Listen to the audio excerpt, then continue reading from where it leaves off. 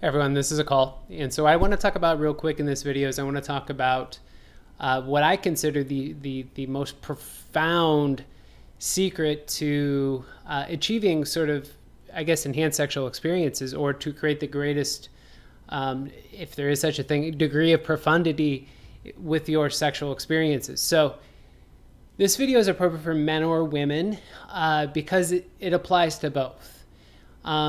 The role that men play and the role that women play are slightly different in terms of a sexual, sort of a tantric sexual experience, but those role differences don't necessarily mean that certain preparation isn't needed in order for those experiences to, once again, to be profound. You know, the role a man plays typically in a sacred sexual practice or tantra would be to keep from ejaculating. Now, a woman, what is her role? Well, her role is to keep driving the experience to new heights. And that has to do with her sensitivity and her ability to move towards orgasm, but not to move towards those orgasms which are exhausting. So now this is not easily achieved because it requires you do something before you have sex.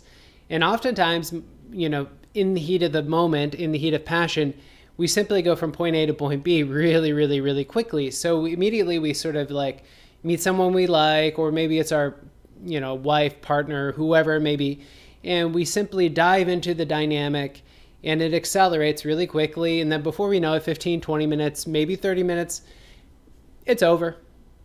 Now, again, for those individuals who are interested in sacred sexual practices or tantra, the key to the formula in order to achieve these, unbelievable experiences is being centered.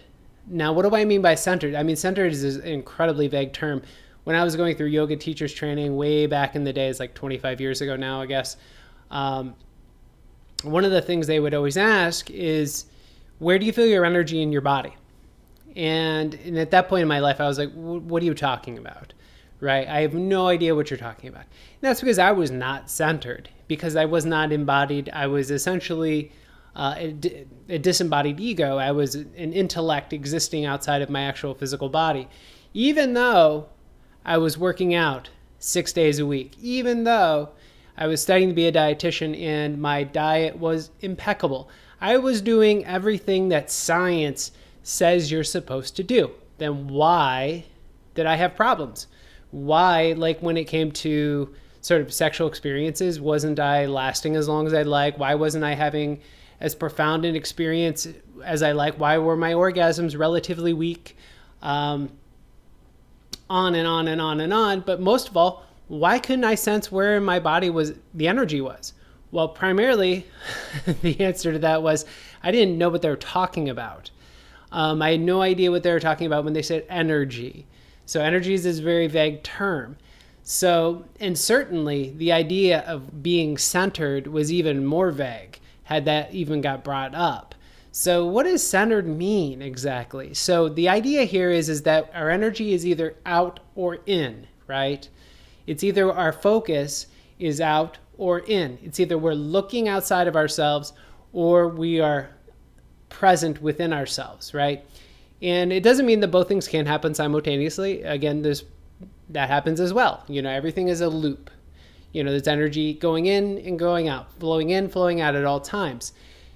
However, when it comes to a sexual dynamic, that sort of in and out concept is very clearly felt in sort of sacred sexual practices, partially because either you're going to be hyper aware of your sensations and of your feelings and how energy is moving within yourself, or you're going to be hyper focused on the person who's, you know, in front of you. So this idea of being centered in order to have a more profound experience, it really goes back to sort of techniques and practices. So in order for a sacred sexual practice to even occur, one thing that has to happen first is it has to be sacred, right? So you're not going to just jump in the bed and have sex. That would be sort of kind of, the mundane expression of sex, which is fine and it's enjoyable and whatever.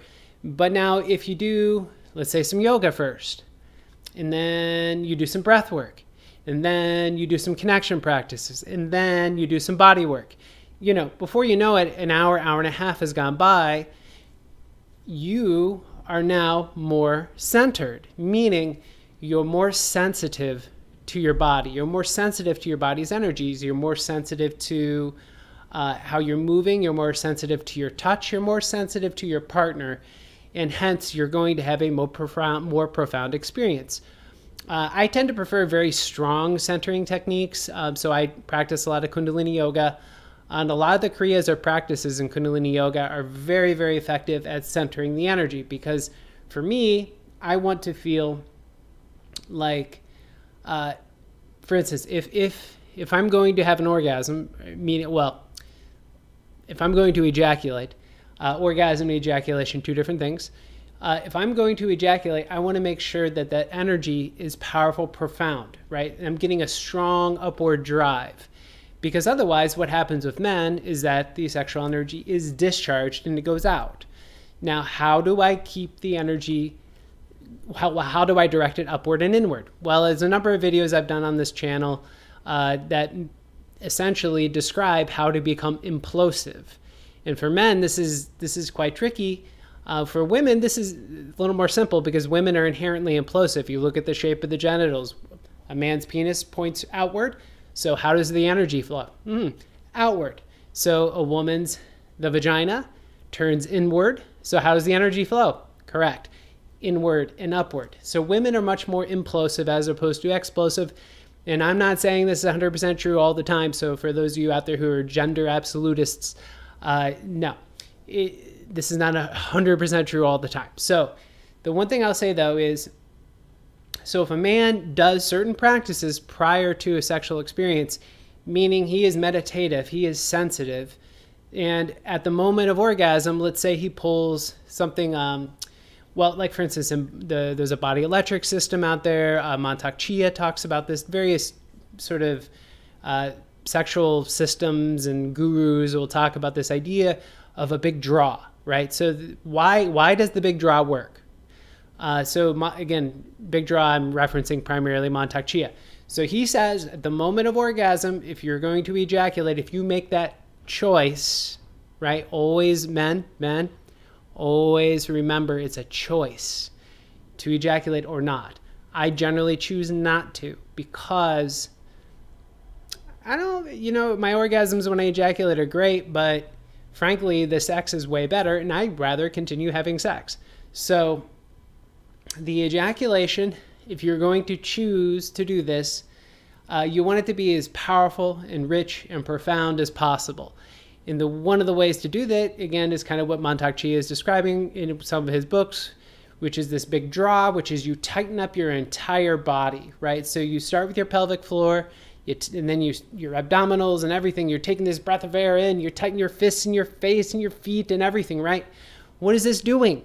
It's consolidating your awareness into your body, into sensing, into feeling, into contracting and relaxing, right? So this is in essence, centering the energy.